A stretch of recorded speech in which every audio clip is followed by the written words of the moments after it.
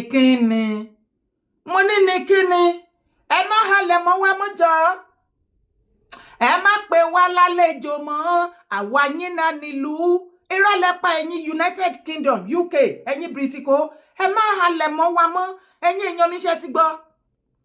Ṣé ti gbọ́ nǹkan táwọn United Kingdom ń sọ nípa Nigerians? Ẹ wá sáré gbọ́ súnmọ́ bí. Nigeria faces UK visa ban over slavery reparation demands. Can you imagine? Okay. Reform UK has threatened to block visas for Nigerian citizens over the country's call for slavery reparations. Zia Yusuf, Reform UK's Home Affairs spokesperson, called reparation demand insulting and said the UK will no longer tolerate attempts to use history to claim financial compensation. For over 400 years ago, millions of Africa were enslaved, a tragedy linked to Western industrialization. Last month, the United described the transatlantic slave trade as the gravest crime against humanity and called for reparation, a resolution backed by the African Union. United Nations, wọ́n forí korí, wọ́n jókòó, wọ́n rí wípé humiliate our Africa. Over 400 years ago ni wọ́n ti ń kó wa lẹ́rú láti wá ṣe kíni, láti build the Western world. Ṣé bó ti rí fídíò oríṣiríṣi tó bá rí gbogbo àwọn fídíò àwọn great grandparents wa tí wọ́n kó wá sí Western world bí wọ́n ṣe humiliate wọn láti kó wọn sínú oko láti máa ṣiṣẹ́ láti build the Western world. Orí a máa gbóná ni, orí a máa gbóná ni. Tí àwọn United Nations báyìí tí gbogbo yín bẹ ní United Nations bẹ́ẹ̀ tẹ́ bá wá sọ wípé okay, the time has come for you people to do what? To compensate Africa back from that humiliation. Kí ló bá dé ńbẹ̀? United Kingdom. Wọ́n máa wá threaten Nigeria. Ṣé bó ni mo kà fún ẹ tán? Wọ́n ní nítorí pé Nigeria as a country ó wà lára àwọn Africa country tó ń demand fún reparation nípa slave trade over 400 years ago. Nigeria máa face UK visa ban. Tá dànù, ẹ má pè wá lálejò mọ́, àwa yín náà lè lù. Àbí kí ni mo tiẹ̀ sọ? Ẹ bánu wa, ó tiẹ̀ ti dá. Ṣebí tó bá ti bánu wa, Nigeria government gbogbo nǹkan tí UK wá kó nílùú wa táwọn náà fi ń build UK tó fi ń jẹ́ UK. Ẹ̀yin náà stop gbogbo ẹ̀. Fẹ̀kàn tẹ́lẹ̀ náà wọ́n kàn náà fún wa ní independent ni, ṣán jokùn lẹ̀. Wọ́n ní tá bá fàgbòfé eégún, a máa ń jokùn ẹ̀ lẹ̀. Àwọn fàgbòfé eégún wọ́n mọ́kùn ẹ̀ dání. Àwọn náà fi wá làkàlàkà. Àwọn nìkan ní ìṣòro Nàìjíríà. Àwọn náà dáná sun Nàìjíríà torí àǹfààní ara wọn. Ẹ tún wá threatening wa. Can you imagine that Nigeria as a country is part of the African country demanding for reparation? Yes, you are going to compensate us for the rest of your life. You must compensate us. But ti jẹ́ wípé àti ọdún 13 compensate náà tí Nigeria government ti ń gbowó lọ́wọ́ yín on our behalf. Nigeria citizen já gèrè ń ká mọ̀ bí tán kó wọ́n sí àárín ara wọn náà ti ń pín. Ẹ tún wá fẹ́ fi ìyà ńlá ẹ fẹ́ fi jẹ wá lórí pọ̀mọ̀pọ̀mọ̀ ètè. Ẹ tún wá sọ wípé visa ban bí ti bó o. Ẹ try ẹ̀. Bàbá Tinubu ṣé ń gbọ́? Bàbá Tinubu ṣé ń gbọ́? Ṣé ti ń gbọ́ báyìí? Ṣé ti rí bóyá ń lọ? Okay. Ẹ̀yin ọmọ ìran mi, greatest Yoruba race, greatest Kóòtù Òjíire race o. Tẹ̀lé mi wá gbọ́ fídíò yìí. Wá bá mi gbọ́ sẹ́. Go with a tribe in Nigeria that will raise more billionaires in dollars. Remember, anytime I say billionaires and millionaires, I mean in dollars, not those billionaires people like to call in Nigeria. Once you post fine house and fine car and then carry hungry police escorts, you become a billionaire in Nigeria. That's not the type of billionaire. I mean billionaires in dollars. We only have 4 in Nigeria, and we have 2 Nigerians who are billionaires abroad too. The tribe that I see that we have more billionaires in dollars in the next 20 years and above, it's the Yoruba tribe. The reason is they are the tribe that are going towards the trend of tech. You understand? I have made some research. I have seen some stuffs online, and I can boldly tell you that the Yoruba people are the people that are embracing tech. They are the guys that are doing things in tech, building new tech stuffs. It's the Yoruba tribe that I can vouch for, that will raise more billionaires in future. Remember, we have 4 billionaires in Nigeria, 2 from the Hausa tribe. And they are not, Hausa people are not trending in tech. They are not making any strides in tech. Then 2 from the Yoruba tribe. Otedola, who made money from importing diesel into Nigeria by killing us with darkness, making sure we don't have electricity, so he will sell diesel. And the other, Adenoga, who is into tech too, Glow and other things, yeah. Igbo tribe, we do not have any billionaire, not dead, not alive, not in Nigeria, not abroad. And same Yoruba tribe also has 2 billionaires in dollars who are abroad too, who made their billions of dollars abroad. Ogunlesin, who is a billionaire, considered a US billionaire, and Tayo Awotana, considered a US billionaire too. Now, from the way the Yoruba guys are building tech things, the way I see them, every time you hear tech stuff about Nigeria, you hear people build this that are gaining international recognition, both in even in this in robotics. The best robotic engineer in Nigeria, in the world itself, is a Yoruba guy that is in the UK. Everything about tech that you hear coming from Nigeria, making international news, it's always 80% of the time, it's always coming from Yoruba people, you understand? And tech is the easiest way to be a billionaire in this current generation, in this current world. Look at the billionaires in the world, look at the trend, look at where they are making money from. You can never be a billionaire by buying and selling house, lands, opening restaurants, opening bars, opening Odogu Bita factories. No matter what you sell and buy in Nigeria, no matter what you import and sell in Nigeria, can never be a billionaire. There is absolutely nothing you buy and sell, import into Nigeria to sell that will make you a billionaire in dollar in this present generation and world. You understand? Nigerians do not have the purchase. Tí mo bá sọ fún ẹ gẹ́gẹ́ bí ọmọ ìran kan náà tá jọ jẹ́ wípé kó mọ iyì ara ẹ. Mọ iyì ẹ̀yà tó ti jáde wá kó sì jẹ́ ká jọ fọwọ́sowọ́pọ̀ ká gbé lárugẹ torí ọ̀run gbé wa lárugẹ. Ọ̀pọ̀lọpọ̀ yín ẹ máa complain ní ṣá. Èmi ò wá mọ́tọ̀dọ̀ tiẹ̀ o ti ní tó bá túlé ayé wá ìwọ ò ní yà lẹ́yà Yorùbá. Ibi o bá rí o ti wá kò kàn mí. Sórí èmi ayé ilé tí mo wá ẹ̀. Ọmọ ìran Yorùbá ni mí. Yín sì mọ fi yangàn títí láíláí ni. Torí àkàìmọ̀ iye ẹ̀yà ló wà nínú ayé tí wọ́n fẹ́ wá láti ìran mi tá à ń pè ní ìran Yorùbá. Ṣé ráyé wa? Ọmọ Yíbò òun ló tún lanu pàkà. Orin kó sí lẹ́nu, orin Yorùbá kó sí lẹ́nu. Ẹ wo bó ti ń sing praises àwọn ọmọ Yorùbá. Ibẹ̀ ní ìran ọmọ Yorùbá ojúlówó láti máa condemn tribe ẹ̀ fún another tribe tí ó belong sí. Ṣé rí bó ṣe analyze ẹ̀? Tá bá wá wí lọ wí bọ̀ nínú Nàìjíríà, especially nílẹ̀ Yorùbá, àwọn ọmọ Yorùbá máa sọ wípé àwọn ọmọ Yíbò wọ́n ti take over ilẹ̀ Yorùbá o, wọ́n ti ṣe kinní kan o, wọ́n ti ṣe kinní kan o, nǹkan kan. Ní kíni, wọ́n take over kankan. Wọ́n ó wù wọ́n bẹ́ẹ̀ ni, ariwo lásán náà ń pa. Wọ́n like ariwo, ọmọ Yíbò like ariwo, they are too lousy. Ariwo yìí ni kí nǹkan jẹ́ one kan pariwo billions. Mo rò wípé tó bá wá gbọ́ fídíò yẹn báyìí sìn, wàá jẹ́ kó mọ iyì ara ẹ̀. Wo inú Nàìjíríà. Mo ní tí tó bá ti yọ ẹ̀yà Yorùbá kúrò nínú wọn Nàìjíríà, kò sí nǹkan tó ń jẹ́ wọn Nàìjíríà mọ́. Ṣé mo parọ́ ni? Àwọn ẹ̀yà tó kù náà dẹ̀ mọ̀. Ǹjọ́ wá yẹ kí ìwọ tó wá láti inú ìran yìí kó wá máa tún jẹ́ ìwọ ló máa wá máa bá tó máa tapo sí aṣọ àlà ìjẹ́ Yorùbá. Òun la ṣe ń rawọ́ ẹ̀bẹ̀ sí gbogbo ẹ̀yin àgbẹ̀gbẹ̀ ilẹ̀ Yorùbá wípé ẹ jọ̀ọ́ nítorí Ọlọ́run ẹ tú ìran Yorùbá ṣe, tú ilẹ̀ baba wa ṣe.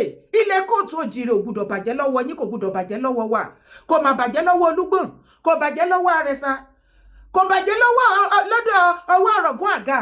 Ẹ̀yin àgbẹ̀gbẹ̀ ìsìn, bá mi Olúbàdàn, bá mi Aláàfin, bá mi Ọ̀ọ̀ni, gbogbo ẹ̀yin ọba kàǹkàǹkàǹkàǹkà ẹlẹ́kọ̀ọ́lẹ́ ọ̀báláyé aṣọ gbogbo yín pátápátá, Èwí Ọ̀fà Adó, gbogbo yín ẹ má bá mi dárúkọ wọn. Ẹ má jẹ́ ó torí yín bàjẹ́.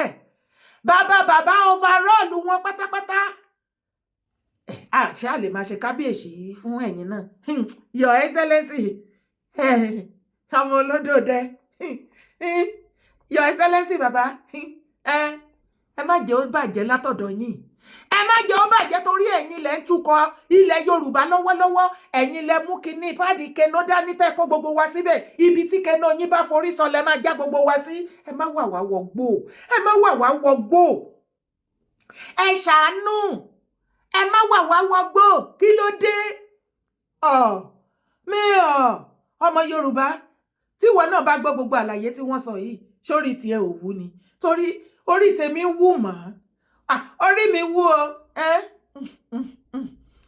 inú tèmi dùn pé mo wá láti ìran ọmọ Yorùbá o kò sí ẹ̀yà tó dàbí ẹ̀yà mi nínú ayé torí pé Ọlọ́run dá wa pé pérépéré ó tún lé ó tún ṣẹ́kù ó sì ṣàwálẹ̀ ṣàtọ̀ gédégbé bẹ́ẹ̀ ni tó bá wá rí bẹ́ẹ̀ já àjọ gbé ilẹ̀ Yorùbá lárugẹ ibẹ̀ ni kọ́kọ́ náà la tún ṣì ń lọ tó ti gbọ́ wọ́n ní US evacuate staff from Nigeria says insecurity under Tinubu deteriorating. The United States government has commenced the evacuation of its staff and family members from Nigeria over the current deterioration of security across the country.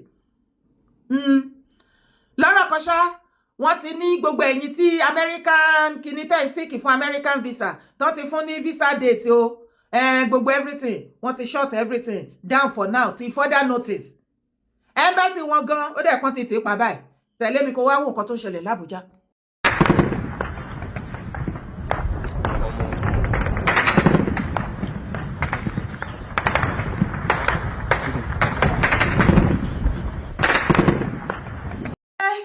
Ó ti rí broad daylight nìyẹn o ní Abuja capital Nigeria ẹ wá ní President Trump kó gbogbo àwọn ọmọ US gbogbo wọn pé kán máa padà bọ̀ nílé wọ́n ti embassy wọn pa wọ́n ní Nigeria ti deteriorate ní under President Bola Ahmed Tinubu ṣe ti rí báyìí kò sí country tó bá wà láyé tí wọ́n ní these two major problem tí wọ́n ní face situation tá face àti grow wọn máa nira. Nigeria has insecurity problem wọ́n ní electricity problem power supply. Báwo ni economy Nigeria ṣe fẹ́ grow in the midst of these two things? No! Bàbá Tinubu ẹ wá àkọ́ṣe sí insecurity. Ẹ wá àkọ́ṣe sí ọ̀rọ̀ power supply, electricity in Nigeria. Ẹ rí kankan ṣe sí. Ẹ rí kankan ṣe sí.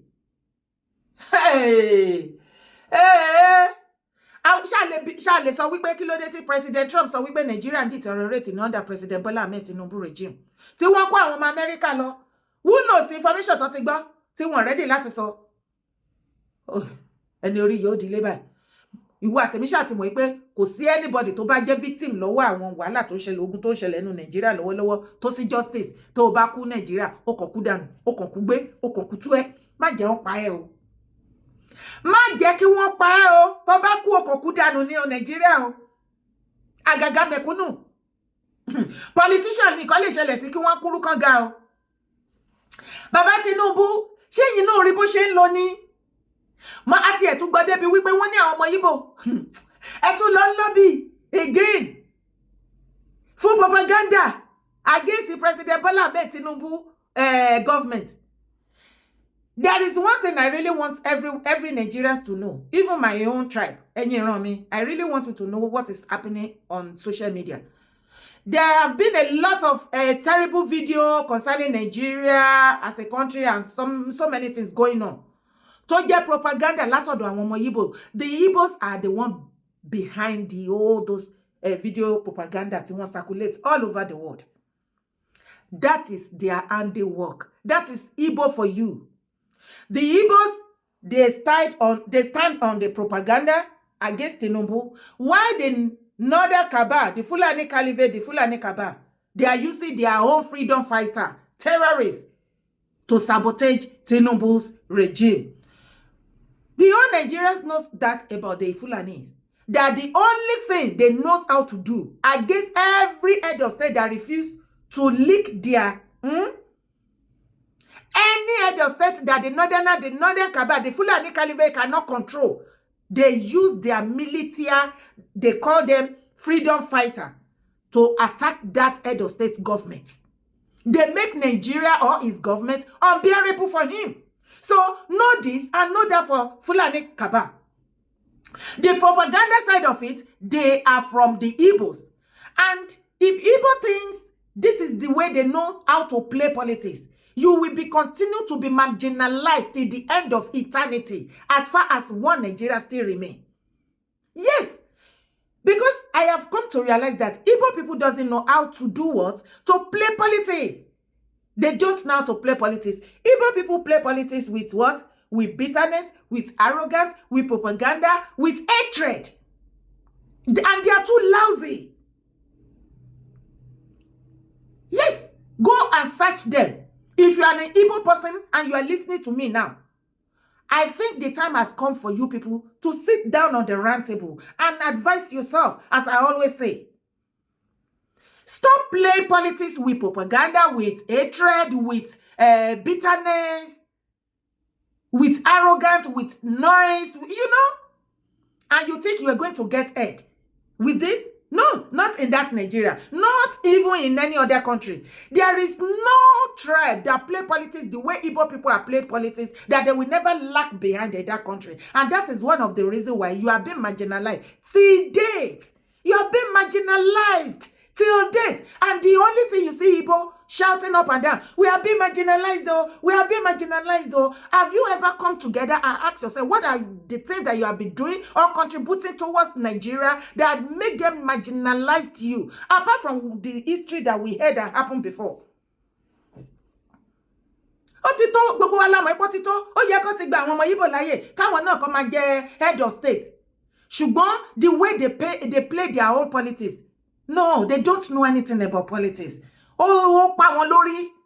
Ó pa wọn lórí gan ni. Ẹ̀yin náà ẹ wo business tá ń pariwo wípé ọmọ Igbo nìkan ló good nínú economy. Àbọ̀ tí ìgbọ́ lẹ́nu bàbá wa ni wípé when it comes to economic, give it to Igbo people. Ṣé bá ọmọ Igbo náà tó bọ́ síta wípé ní the whole of Nigeria kò tí ì ṣẹlẹ̀ mi ọmọ Yorùbá when it comes to kíni investment.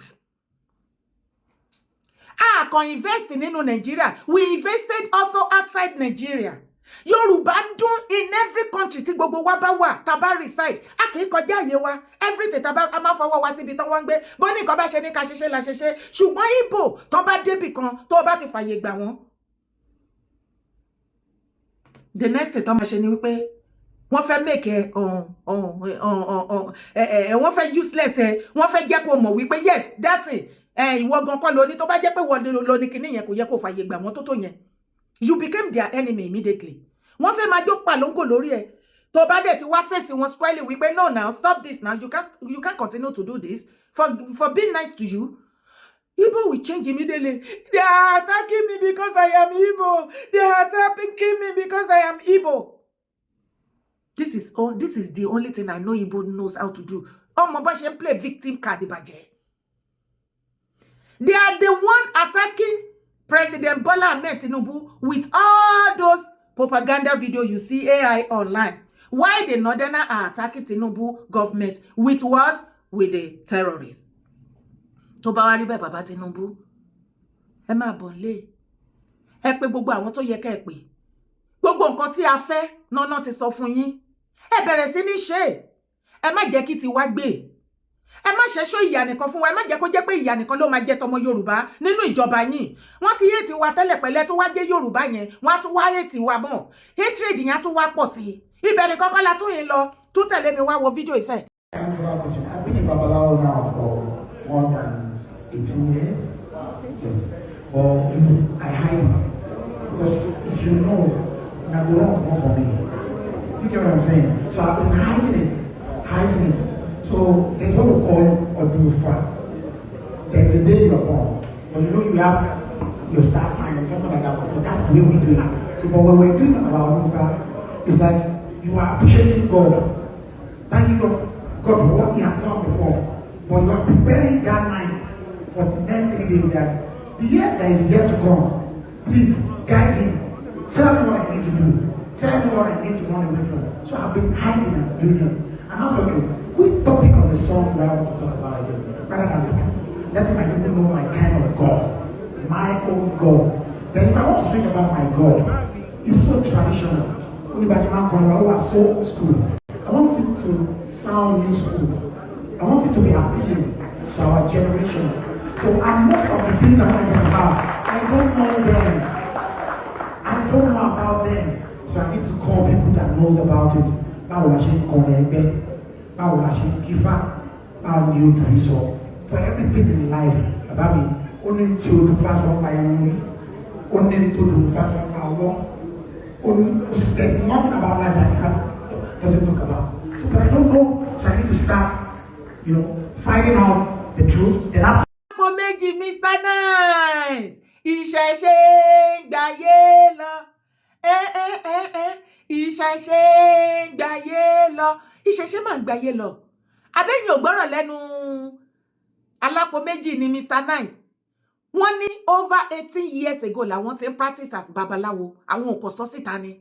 Káàsà èèyàn tó bá tiẹ̀ ti rí ọdún ìṣẹ̀ṣe tó ṣe ní Ogun State nínú Lent, àwẹ̀ Ramadan àti Lent wà, àwọn èèyàn dẹ̀ lọ bí omi méhọ̀.